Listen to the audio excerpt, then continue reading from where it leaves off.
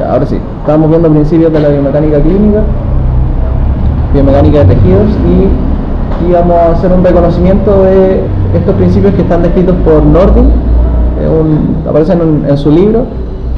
No sé si están al principio o al final del libro, pero tampoco es que sean reglas absolutas, pero sí son orientativos para que uno tenga como ideas generales de cómo se comporta el cuerpo biomecánicamente. Empezamos a meter un poquito más en el comportamiento del cuerpo humano. Entonces tenemos todos estos principios que son 9, vamos a revisarlo uno por uno. El primero es el principio de economía de esfuerzo y economía de material. Como lo dice su nombre, consiste básicamente en que el cuerpo va a tratar siempre de realizar el menor esfuerzo posible y de economizar o utilizar también la menor cantidad de materiales posible. Eso está llevado a la fisiología. ¿En qué sentido? Si el cuerpo no necesita hueso, no va a colocar material en el hueso, o si necesita que el hueso no sea fuerte, no va a llenar el hueso de material. Es como en el fondo se adapta a los requerimientos. Si tú no necesitas hueso fuerte, ¿qué va a hacer el cuerpo? Va a tener huesos débiles, y eso significa que va a tener que invertir menos material en ese hueso. Por lo tanto, va a tener un hueso con menos material que un hueso que sí necesita, ¿no es cierto?, esa fuerza. Y también en el tema de los esfuerzos, las estructuras mecánicas del cuerpo están hechas para que idealmente no hagan grandes esfuerzos. Esa es la idea, ¿ya? Y para que el cuerpo también ahorre en energía. Por ejemplo, los ligamentos de la rodilla, que después se considera también como parte del mecanismo de mecánica pasiva, que lo vemos más adelante. Los ligamentos de la rodilla están hechos para que tú, cuando te coloques de pie y extiendas la rodilla quede extendida sin que tengas que gastar energía de tus músculos, ¿ya? Y así una gran cantidad de ejemplos como los que podemos ver. Por ejemplo, aquí en el caso de las diáfisis de los huesos son los lugares donde se almacena la médula ósea. Entonces, ¿qué está haciendo el cuerpo hoy? Está utilizando una estructura que es para, digamos, sostén del cuerpo, y le está dando una utilidad a su parte interna. Está ocupando cada espacio del cuerpo para que eso le sirva, ¿ya? Entonces, en vez de dejar ese espacio vacío o rellenarlo con más hueso, lo que hace es colocar, ¿no es cierto?, otro órgano, como es el órgano hematopoyético, que es la médula ósea, que produce las células sanguíneas, y además llenarlo de líquido o a veces rellenarlo de grasa, y de esa manera formar un compartimento cerrado, y hace que el hueso se comporte como una especie de lata de refresco, ¿ya? La lata de refresco, si ustedes se toman la bebida, ¿qué pasa? La pueden aplastar súper fácil, pero traten de aplastar una lata de refresco con agua adentro, es mucho más difícil. Entonces, eso es lo que hace, o lo que viene a contener el líquido que está en el interior. Ahora, la idea general del concepto es esa, ¿ya? Tratar de utilizar la menor cantidad de material y la menor cantidad de esfuerzo en los materiales, o en la fuerza que tiene que realizar el cuerpo. Por ejemplo, en los ejes de desviación del cuerpo, normalmente son para que el cuerpo pueda recibir mejor las presiones de una zona respecto de la otra, ¿ya?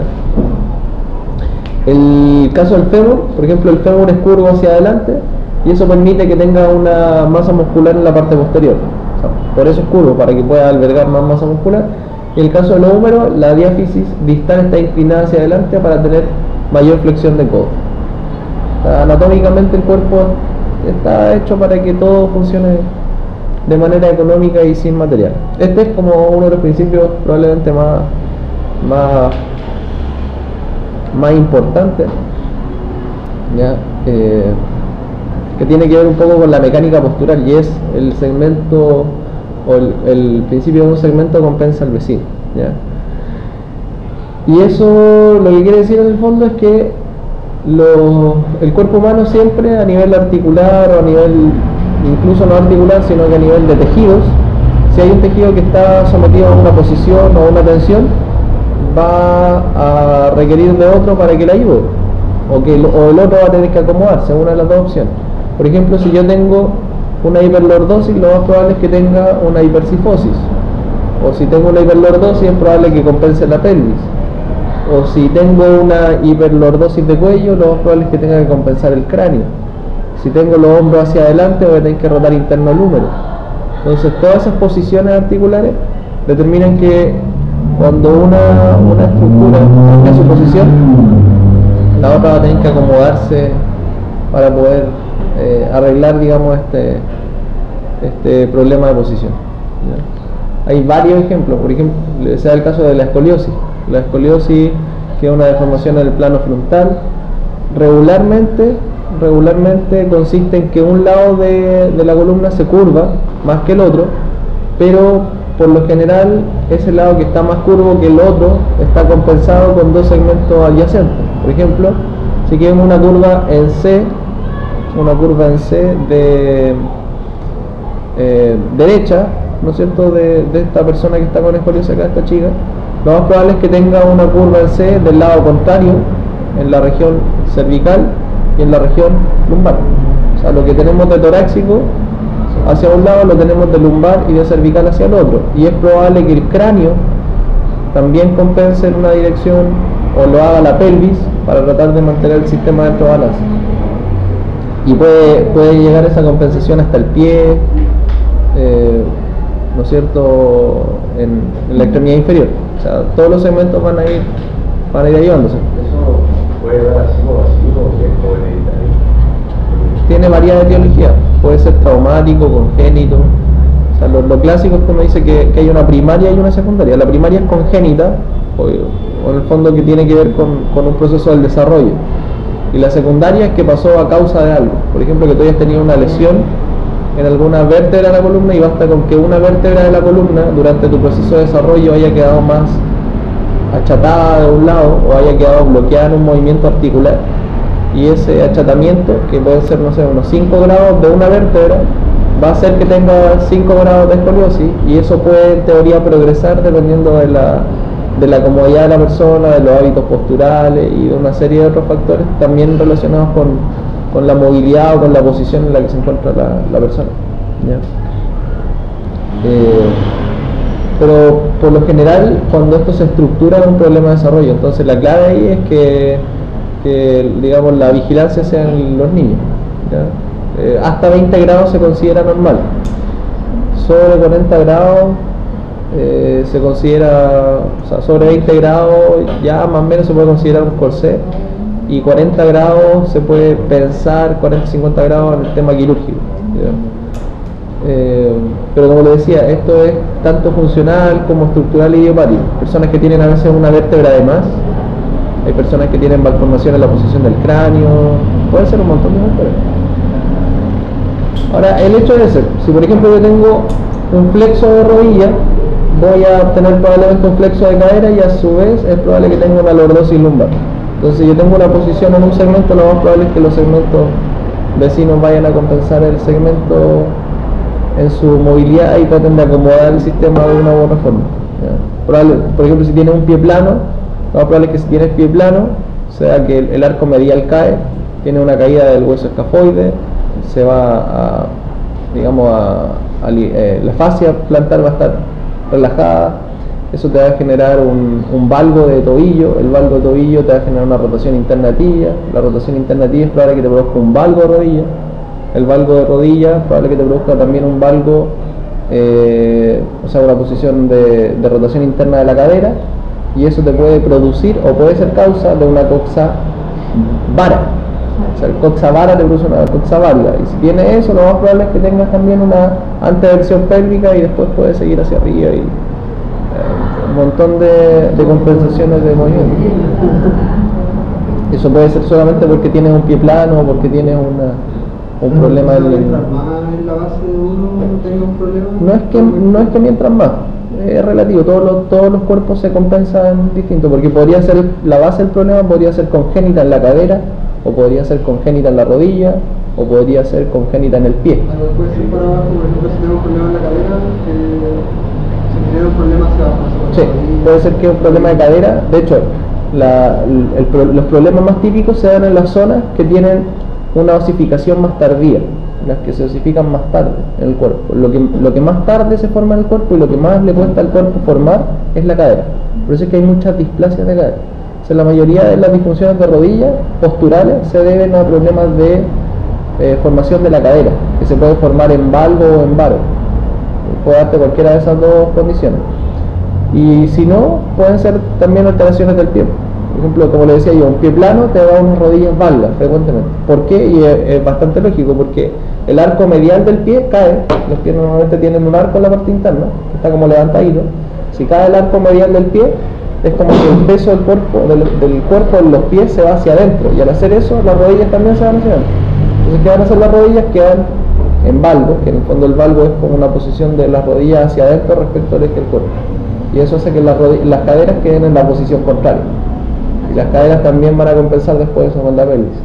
O puede ser que tenga una asimetría de extremidad, tenga una pierna más corta que otra por un fémur más corto, más largo, o el mismo pie plano, si lo tienes de un lado y no del otro, va a hacer que un arco esté caído y el otro arco no esté caído.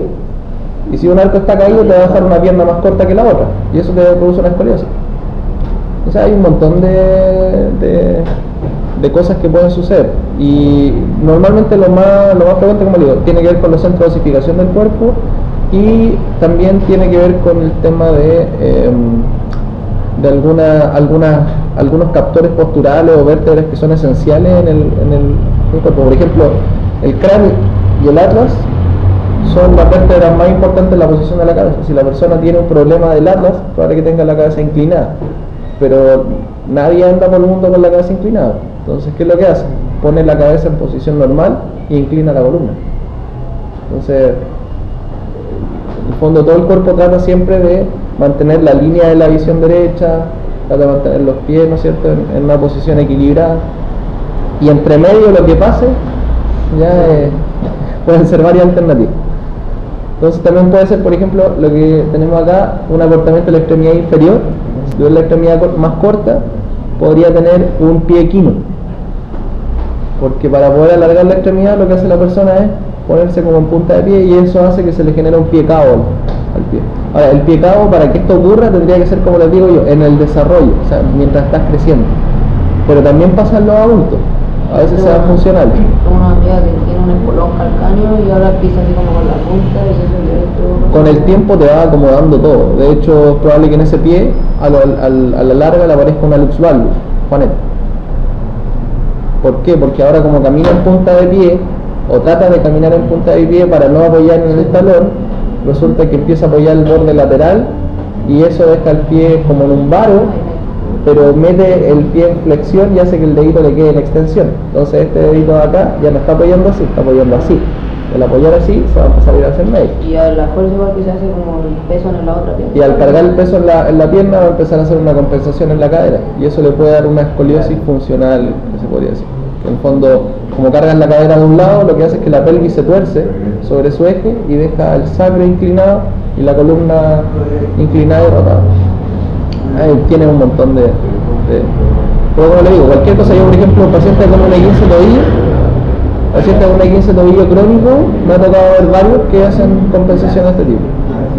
Como te guinzaste el tobillo, el pie queda en la posición contraria, después aparece una hiperextensión de rodilla. Y así van pasando varias. ¿Cómo hiperextensión de rodilla? Que la rodilla está más extendida de lo normal, está como curvada sobre su eje contrario. Yo a veces siento igual. Hay varias personas que tienen eso. ¿Sí? Puede ser un factor ligamentoso, puede ser una acomodación de tu cuerpo. El problema es cuando tu cuerpo no lo logra adaptar. O sea, cuando no lo adapta, lo compensa, y ahí a veces aparecen lesiones, o le duele, a veces no duele. Eso es valgo. Eso es el valgo rodilla, ¿ya? En general, vamos a denominar, ahí lo anotan ahí. Sí, ya. Están todos viéndose que tienen algo. ¿Ah? Eso era por pie plano. Sí. No, pero tratemos de hacer preguntas a la clase, porque como estoy grabando, se escucha bien. Sí. Si no, el micrófono es tan sensible que se escucha como todo lo que... Después voy a escuchar lo que usted dijo y voy a ir a la grabación atrás y lo van a escuchar todos también. Sí, así que traten de no decir obscenidades. Entonces, ¿cuál es el genu valgo? El genu valgo es cuando tenemos las rodillas hacia adentro, ¿no es cierto? Genu es rodilla, y en general vamos a definir que los valgos son situaciones en las cuales la articulación está interna al eje de los huesos de la articulación. Por ejemplo, si yo tengo la rodilla más adentro que el eje del fémur y de la tibia, es un valgo. Si la tuviera hacia afuera, tuviera la rodilla acá y el fémur para allá y la tibia para allá, sería un varo, que es lo contrario. En el caso del codo, si el codo está hacia adentro y la mano, por ejemplo, y el hombro quedan como más afuera del codo, es un valgo de codo. Si el codo estuviera hacia afuera, sería un varo de codo. ¿Ya? Entonces ahí está ese caso que les mencionaba yo. Por ejemplo, el genovalgo va normalmente acompañado de un viaducto y una anteversión persistente del cuello del fémur que provoca una torsión externa de la tibia. La tibia está rotada externa, ahí se ve clarito. De hecho, los pies los tienen mirando como hacia afuera. Sí. Profe, ¿y el varo cómo se...? El varo sería al revés. El varo es cuando la articulación está externa al eje de los huesos que la componen. Acuérdense, el varo es como se paran los vaqueros, como con la rodilla hacia afuera. Varo, claro. Varo vaquero, así como la mnemotecnia para principio de los movimientos integrados. Estos ya son más complicaditos y a veces no tan relevantes. Tiene que ver con las funciones de los segmentos corporales y dice que no se deben estudiar de forma aislada, pero su movimiento sí, o sea, algo relativo en realidad. ¿Ya? ¿Qué quiere decir? Que esta es una forma de integrar la biomecánica articular a los movimientos del cuerpo,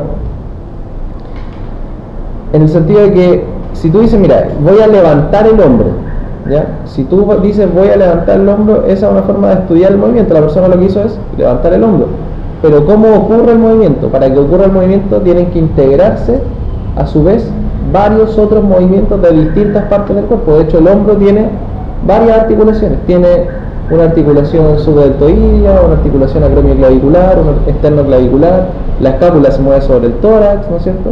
Son varias articulaciones. Entonces, uno dice, claro, voy a levantar el hombro, pero ¿qué hizo cada uno de sus componentes? Ese es el detalle.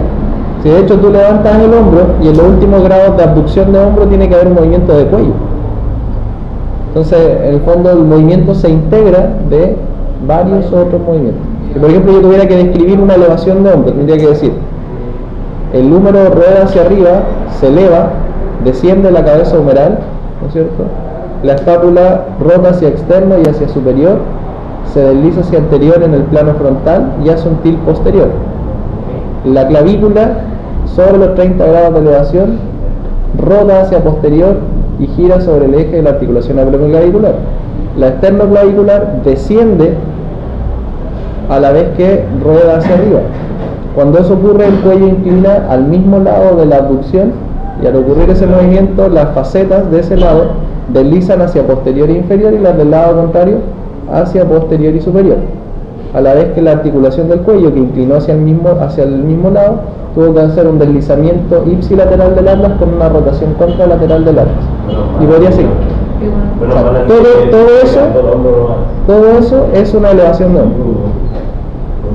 Estoy explicando qué hizo cada articulación y podría ser a través de los músculos que componen ese movimiento. Yo solamente hablé de las articulaciones, pero podría en el fondo también hacer el mismo análisis a partir de los músculos. Entonces eso dice que en el fondo hay que estudiar los movimientos de manera integrada. O sea, ese es el sentido de la biomecánica.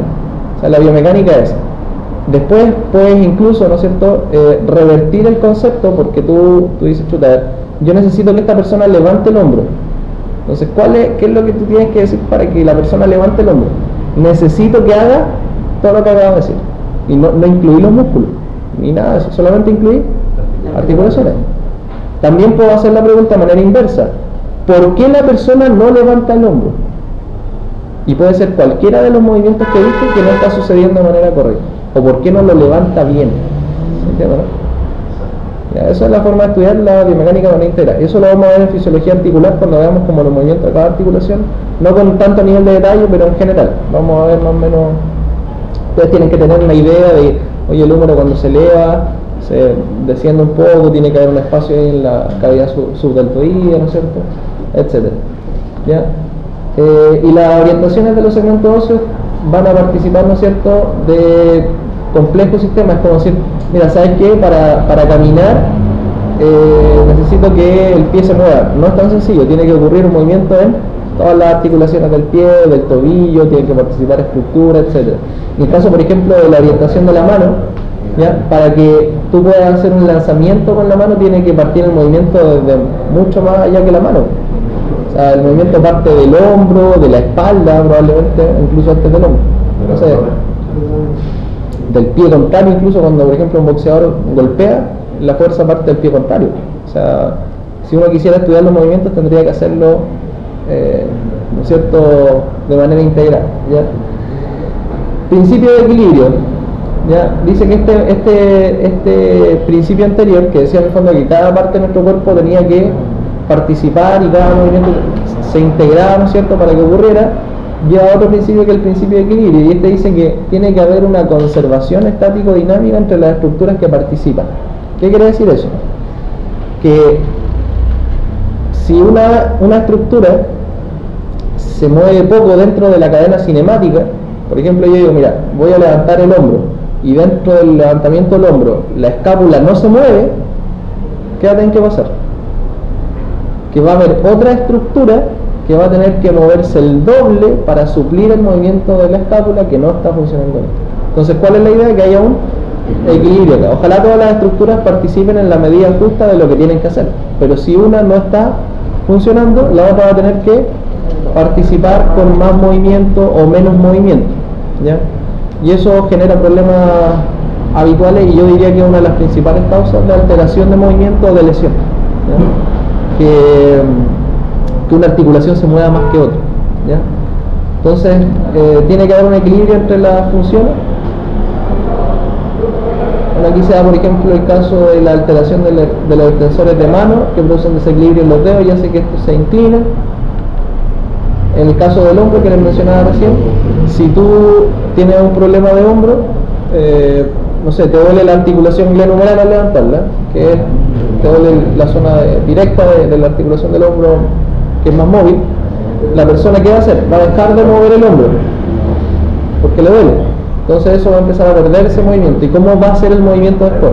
Va a tener que hacer el movimiento desde el tronco, o va a tener que inclinar el cuello al mismo lado, va a trabajar más con el trapecio y va a empezar a levantar el brazo, ¿no es cierto?, pegando el hombro al cuello. Pero va a tratar de hacerlo igual, porque en el fondo en nuestro cuerpo los movimientos se terminan haciendo igual si tú necesitas hacer las cosas, ¿ya? En la columna también pasa bastante eso. La columna tiene muchas vértebras, ¿no es cierto? Tiene un montón de vértebras. Si tú quieres rotar la cabeza a la izquierda, tú lo que haces es rotar la cabeza hacia la izquierda, pero tú no tienes idea si todas tus vértebras se están moviendo equilibradamente, o quizá hay una vértebra que se está moviendo el doble o el triple que el resto y la otra está quieta y no se mueve. Pueden estar bloqueadas, pueden estar fijas, y tú dices, voy a rotar la cabeza a la izquierda, ¿y quién está haciendo el movimiento? Solamente un segmento, siendo que lo deberían hacer todos, ¿ya? Entonces se pueden dar varias posibilidades. Cuando eso ocurre, normalmente el segmento que se mueve más se tiende a lesionar. O sea, lo más frecuente es que el segmento que más se mueve es el que se lesiona. ¿Por qué? Porque se mueve más, tiene que hacer una sobrecarga. Y los otros segmentos se empiezan a anquilosar y empiezan a generar posturas viciosas, ¿ya?, para compensar esa pérdida de movilidad. Por ejemplo, en el caso de la columna, lo típico es esta zona de acá, le llamamos charnela toraco-cervical, que es una zona en la cual las personas después terminan así. Entonces terminan con el cuello aquí hacia adelante y después terminan mirando hacia arriba. Es como una posición involutiva, como la que tienen algunos abuelitos, ¿no es cierto? Y quedan como con una jorobita, ¿ya? En el caso de la columna lumbar, que es la zona que hace más flexión. Entonces nosotros pasamos nuestra vida en posición de flexión. Por ejemplo, yo estoy sentado, y estar sentado significa flexión de columna. No está en extensión mi columna ni en neutro, está en flexión. Y eso hace que, como tú todos los días le pides flexión, se termina lesionando. Y normalmente se lesionan los segmentos que son más móviles. Por ejemplo, en el caso de la columna lumbar, L4, L5, L5, S1. Y ahí es donde aparecen el 90% de los dolores lumbares, el 90% de las hernias, y se debe, por lo general, a trastornos de movilidad. Como ese segmento se mueve mucho, es probable también de que los otros segmentos se muevan poco o simplemente no lo está usando, ¿ya? También hay un estado de tensión previo, o estado de pretensado. ¿ya? Que dice que la mayor parte de la estructura del aparato locomotor que resisten presiones disponen de un estado de tensión previa. Ejemplo de eso es el cartílago articular. Vimos biomecánica cartílago, ¿no? ¿No la hemos visto? ¿Ya? Este mantiene amortiguación y tensión de todos los estados, ¿no es cierto?, que se encuentran en la articulación. El caso del colágeno también se encuentra normalmente en tensión y otras estructuras, ¿ya?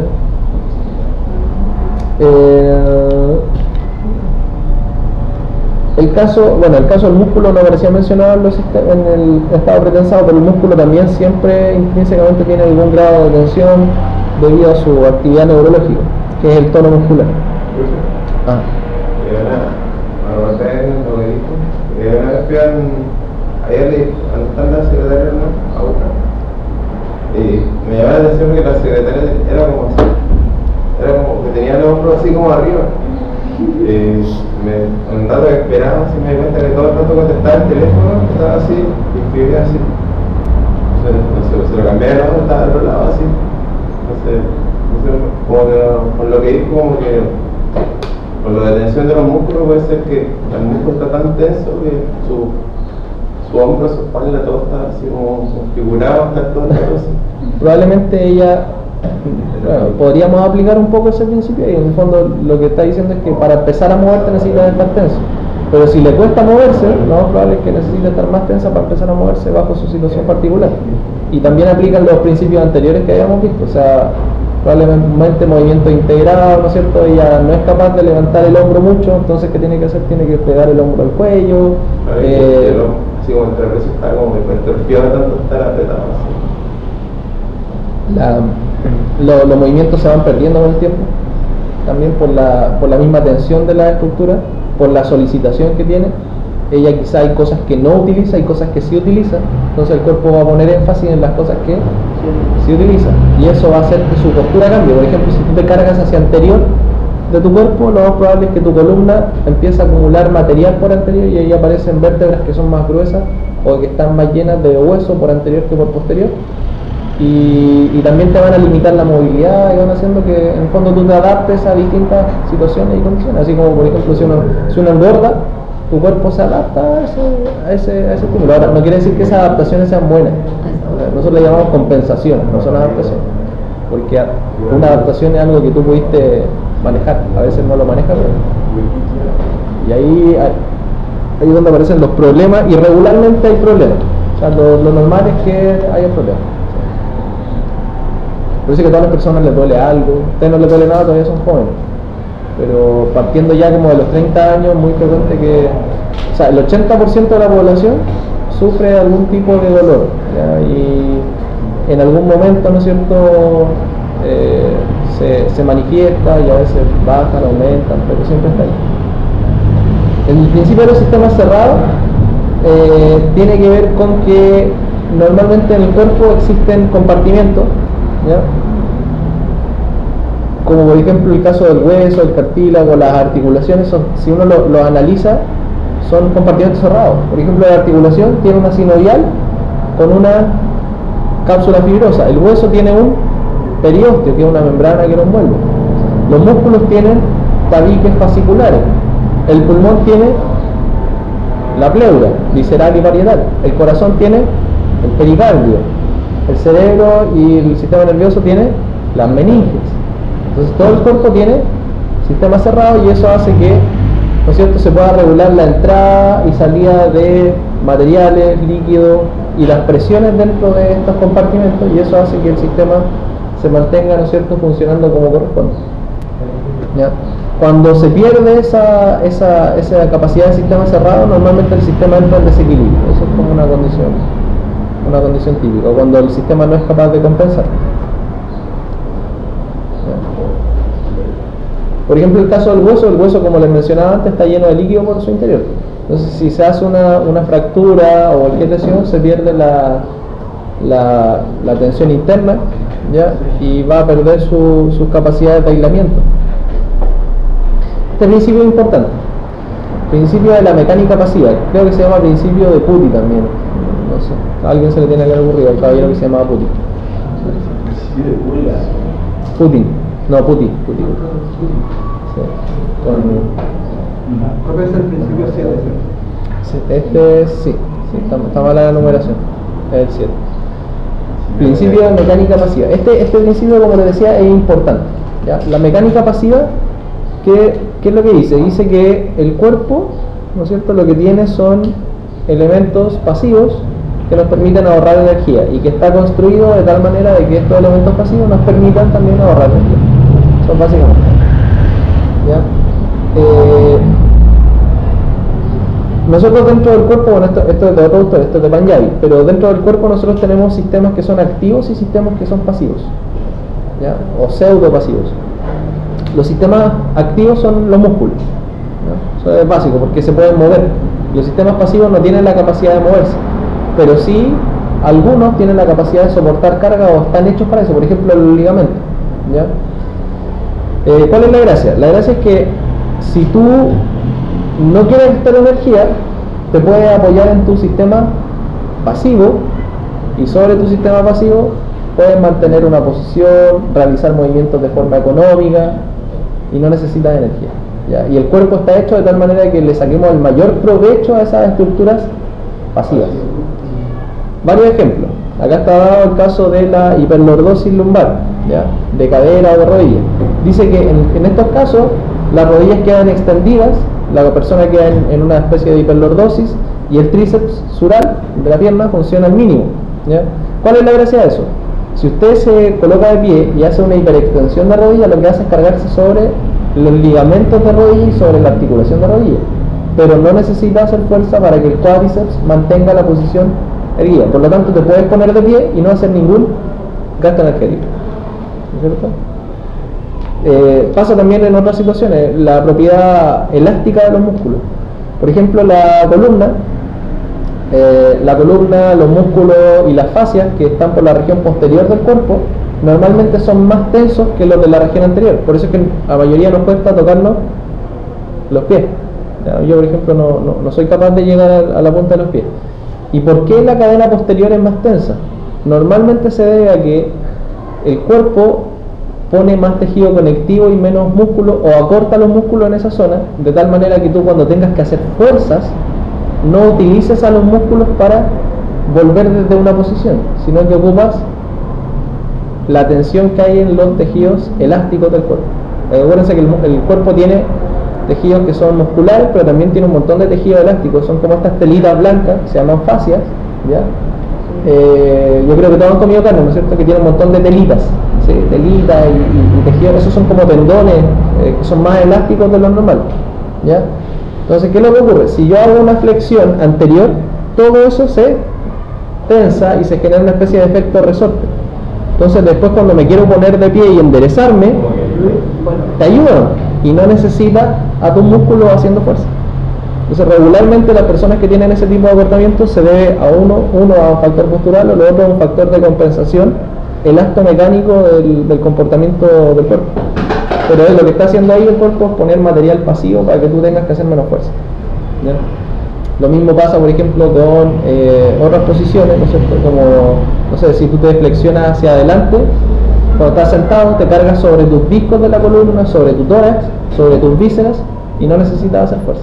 El cuerpo tiene como esas capacidades, y varios de los sistemas del cuerpo están hechos de tal manera. Por ejemplo, la fascia plantar.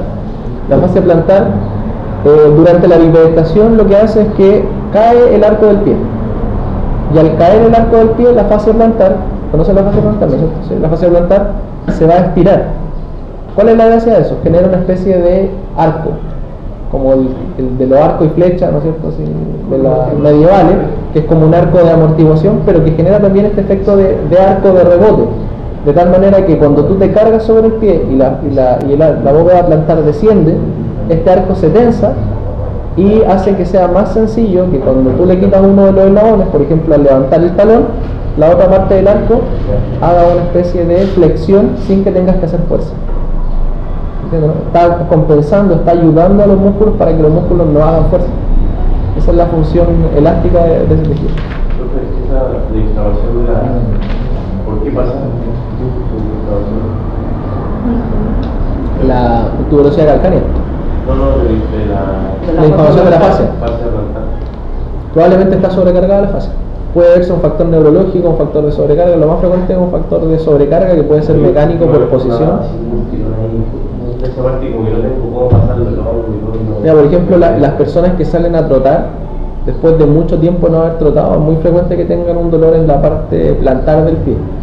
A veces es la fascia y otras veces es por una contractura muscular fuerte que se dan los músculos intrínsecos del pie que no están acostumbrados a hacer esa fuerza. Ahora, cuando son personas que ya tienen una actividad frecuente, regularmente se ve que la fascia es la que se inflama y está dado por sobrecarga, porque normalmente este tejido pasivo, que son los ligamentos, los tendones, la fascia, todos estos tejidos blanquecinos tienden a fortalecerse más lento de lo que lo hacen los músculos.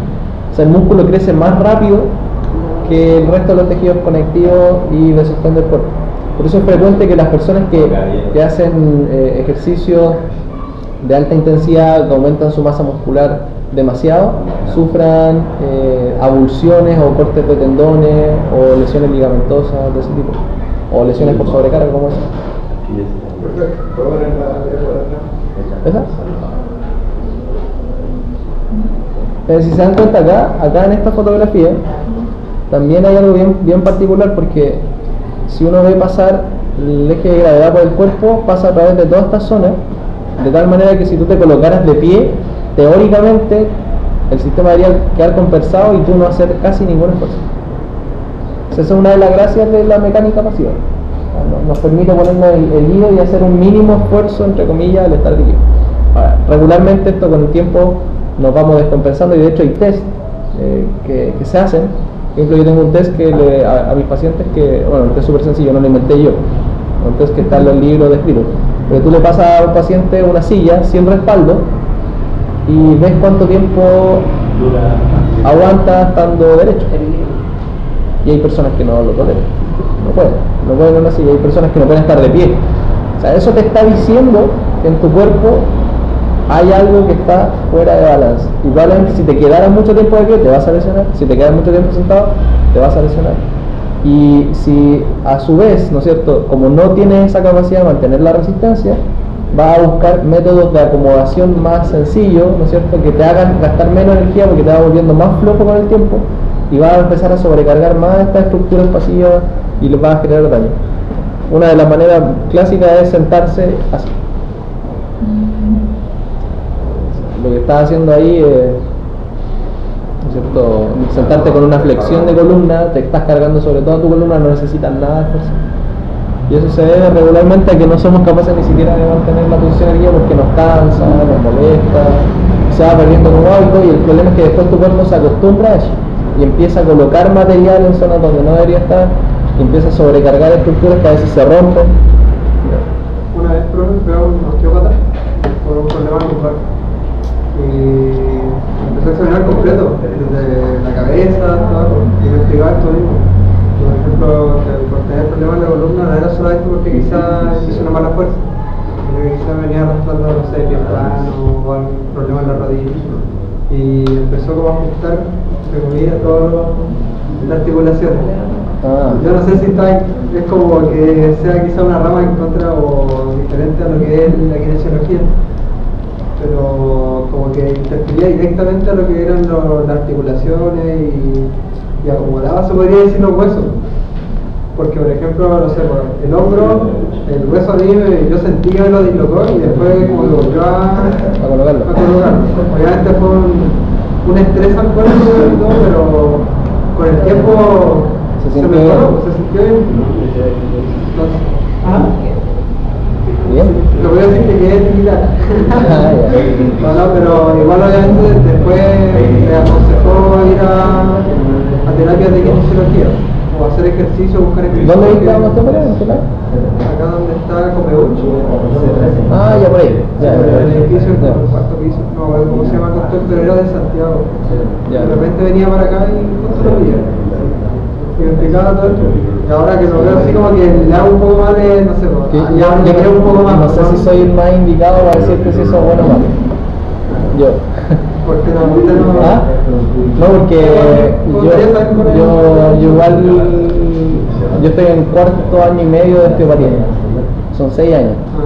Son 6 años. Es como lo que pasa es que en Chile se da como una formación, no existe la carrera, en otros países es una carrera universitaria, pero en Chile no está como carrera universitaria, entonces hay algunas instituciones del extranjero que hacen formaciones de tiempo parcial, que para poder asemejar esos 5 años de formación, digamos, universitaria full time, tomamos, no sé, hay que viajar 2, 3 veces, o sea, 3 a 4 veces al año a algún lugar y hacer clases durante ciclos de una semana, un poquito más, y te puedes formar a la vuelta de 6 años y algo como teórico. Es súper largo. Yo estoy en 4º año y medio, entonces si te preguntas si es bueno, yo creo que es bueno, porque estoy estudiando eso, o sea, claro, sí. Tiene su lógica y de hecho se lo estoy explicando en base un poco a esos principios y a esa formación. Y también coincide justo que la próxima semana yo me titulo de quiropráctico, si Dios quiere. La próxima semana no vamos a tener clases porque voy a estar dando mi examen de grado en Santiago. Ya, así que les voy a dejar con unas clases en video. Y ¿No hay clases toda la semana? ¿Conmigo no? Conmigo no hay clases. Así que si Dios quiere voy a hacer el segundo quiropráctico aquí.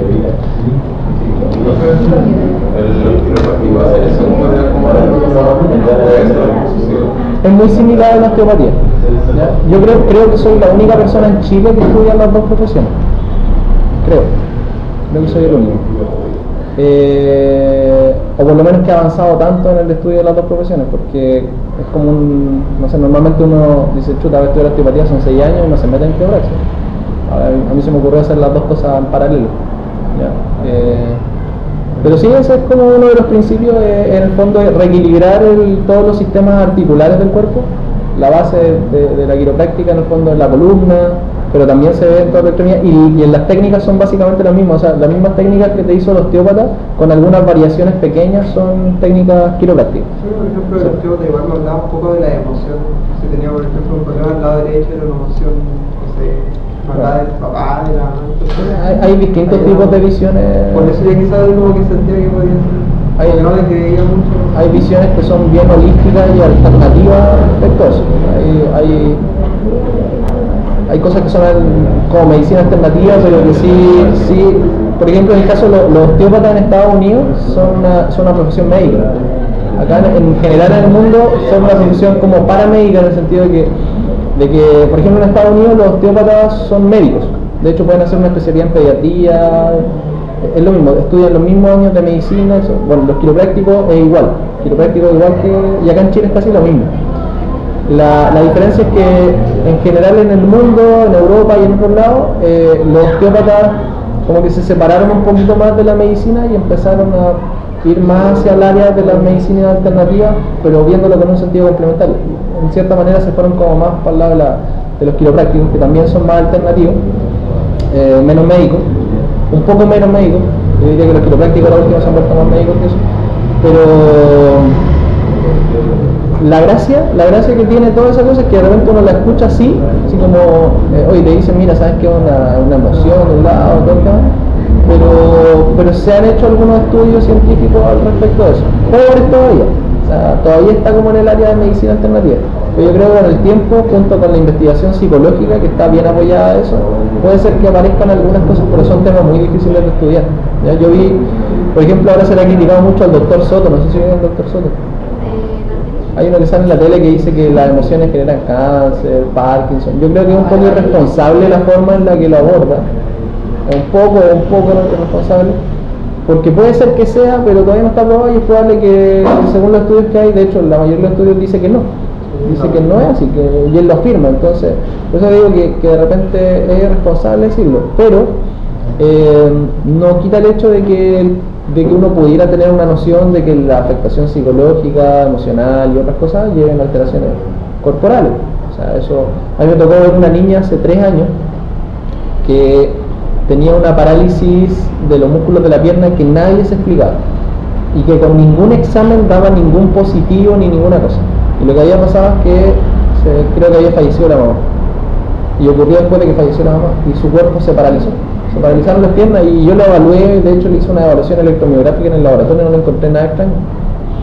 Y no me pregunten, no era algo que la niña estuviera simulando ni nada. también hay un montón de patologías que dan que tienen que ver, por ejemplo, con el efecto del sistema inmune sobre las emociones y el estrés. La parálisis facial. ¿Has escuchado la parálisis facial? Que te paraliza un lado de la cara y eso regularmente está asociado a cambios de temperatura o emociones fuertes, igual que el síndrome de Guillain-Barré. El síndrome de Guillain-Barré a veces da porque tuviste una emoción fuerte, un estrés grande, o porque tuviste una infección, por ejemplo, gastrointestinal y se alteró tu sistema inmune. Entonces hay un montón de relaciones que yo creo que tienen que ver con el control que tiene nuestro sistema nervioso sobre el sistema inmune y sobre otras funciones del cuerpo que perfectamente te pueden generar un dolor de un lado más que del otro.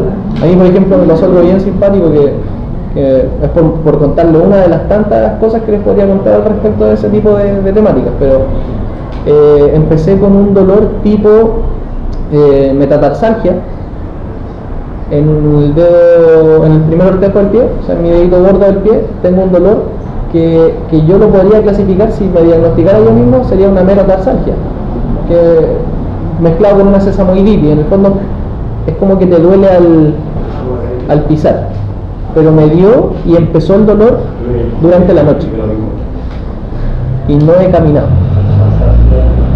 ¿Cómo te explicáis eso? A mí me han llegado señoras, por ejemplo, con tendinitis que no hacen nada. No hacen nada. O sea, no estoy diciendo que no hagan, o sea, en su vida tienen que hacer cosas, pero no te explica una tendinitis por sobrecarga. No es eso, es otra cosa. O sea, hay algo en el sistema nervioso que se descontrola en una zona de tu cuerpo y te produce dolor. Y quizás después ese dolor te produce una alteración de la función. Y esa alteración de la función quizás puede ser que esa inflamación no sea inflamación, o quizás no hay inflamación. Quizás ese proceso degenerativo viene del tiempo, o quizás es natural. ¿Ya? Por ejemplo, hoy en día se sabe que las tendinitis, como tal, el 80-90% no tienen inflamación, y de hecho se le cambió el nombre ahora a tendinopatía. ¿Por qué? Porque no tienen inflamación. Y normalmente las personas que tú le dices, sabes que me duele el codo, va donde el médico, dice tiene una tendinitis, cualquier cosa, pero si se la toma en el otro codo también la tiene, y si se la toma en el hombro también la tiene, y si la tiene en la mano también la tiene. ¿Por qué lo del codo? Y si le toman una ecografía a todas las personas se dan cuenta que todas la tienen. ¿Por qué te duele el codo? No te explica por qué te duele el codo. ¿Se entiende, no? Entonces, hay algo más dentro de tu sistema nervioso que hace que te duele ahí. Por algún motivo te duele ahí. Sí, bueno, eso me dijo una amiga que al final la medicina atiende el síntoma, no atiende directamente cuál es el problema, porque la mayoría de las personas te dice, ay, me duele el codo, pero y se da un analgésico de repente o un tratamiento, pero no se averigua al final cuál es realmente la causa. el dolor. Yo creo que el problema es que de repente la medicina se nos queda corta para poder... ¿Ah? Bruxismo es un problema, ¿no? Sí. ¿También es nervioso? La mayoría de los estudios lo asocian a problemas de estrés psicológico y el resto lo asocia a problemas mecánicos de la mandíbula, pero en la mayoría de los casos es un tema que no estoy diciendo que sea psicológico por sí, porque decirle a alguien que tiene un problema psicológico es algo muy grande para que sea diagnosticado. O sea, ¿quién no ha tenido un problema en su vida? ¿O quién no tiene, no sé? O sea, hay distintos niveles, pero que a ti te afecte de una manera u otra distinta. Lo que sí se sabe es que puede estar y que está relacionado frecuentemente con más estrés o más actividad de ciertos sistemas. Y el resto es con la mecánica cervical, la mecánica del cuerpo, la mecánica craneal y la mecánica de la mandíbula. Por ejemplo, las personas que les colocan brackets tienden a desarrollar emoción, porque les cambia la forma de la mandíbula. Entonces, ¿qué hace tu sistema? Para poder encajar los dientes, trata de ocupar los músculos para ver dónde los tiene que poner, porque ya no sabe, le quitaron un patrón que tenía toda su vida metido en la cabeza y de repente te lo cambiaron y los músculos ya no saben qué hacer. Y pueden generar dos reacciones: o sueltan la mandíbula o tratan de dejarla en su posición, que era lo normal que estaba, y los músculos pueden reaccionar de cualquier otra forma a eso. Este principio del valor de la referencia anatómica, lo único que dice, volviendo a la clase, es que las referencias anatómicas son importantes. ¿Ya? Nos sirven para comprobar la biomecánica, para ubicar puntos de posición, normalmente son puntos de inserción muscular, ¿ya? Y tienen que ver con varias otras cosas que en realidad no tiene mucho que ver. Y la ergonomía solamente para mencionarla, esto yo creo que ya no aplican tanto como a todos los sistemas, sino que es más que nada para que tengamos, o sea, esos dos principios últimos, referencia anatómica, es decir, las referencias anatómicas son importantes, y el principio de ergonomía, saber básicamente que es una ciencia que estudia al hombre y su actividad, regularmente tiene que ver con la adaptación del trabajo, de las herramientas al hombre y no del hombre al mundo. Creo que lo habían comentado anteriormente. Claro, es eso, y ese sería uno de los principios. Entonces, cuanto más equilibrado están las estructuras que maneja el hombre, mejor va a ser la relación hombre-máquina, y obviamente debería ser siempre favorable hacia el hombre y no favorable hacia la máquina. Las sillas deberían ser más